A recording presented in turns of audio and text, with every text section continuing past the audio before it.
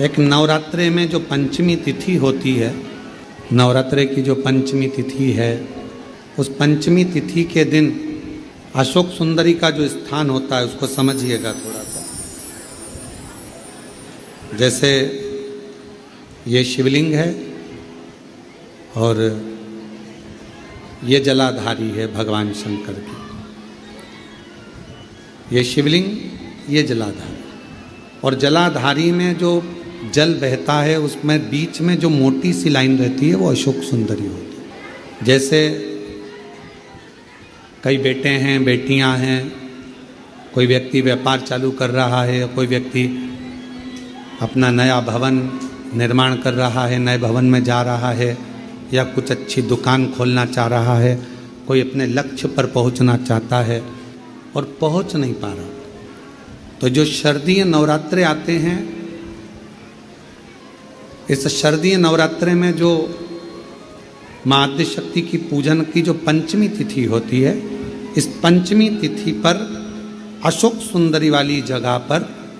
जो अशोक सुंदरी का स्थान है, वहाँ पर लाल पुष्प एक समर्पित करें। जो जलाधारी है, माँ पार्वती, जगत जननी, जगदम्बा, अम्बा, भवानी मैया दुर्गा का हस्त कमल, इस पर 7 जगह पर कहीं पर भी लाल चंदन की बिंदी 7 स्थान पर कहीं पर भी रख दें, और 1 लोटा जल शिव जी को पंचमी के दिन, नवरात्रे की, शारदीय नवरात्रे की पंचमी के दिन कामना करते हुए उत्तर की ओर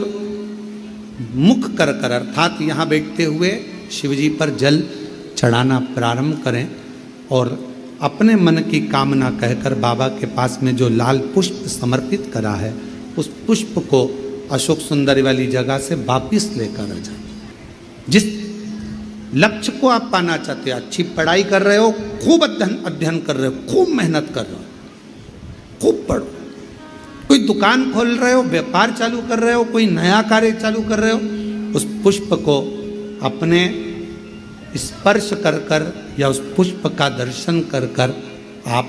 एक बार जाकर देखो, आपको उस मंजिल तक माँ आद्यशक्ति दुर्गा भवानी शिव पहुंचा कर शंकर। और एक निवेदन करूं आप लोगों से कि बन सके दुर्गा सप्तशती का पाठ अगर करते हो या दुर्गा सप्तशती को आप पढ़ते हो तो हिंदी का उसमें नीचे लेख आते रहते हैं, बहुत सारे वर्णन आते हैं, उसका भी पढ़ेंगे तो उसमें बहुत सारी बातें आपको बहुत अच्छी अच्छी, देवी भागवत में, दुर्गा सप्तशती में, इनमें बहुत सुंदर सुंदर कल्याण का, यदि गीता प्रेस गोरखपुर से जो कल्याण निकलती है, उस कल्याण का यदि देवी अंक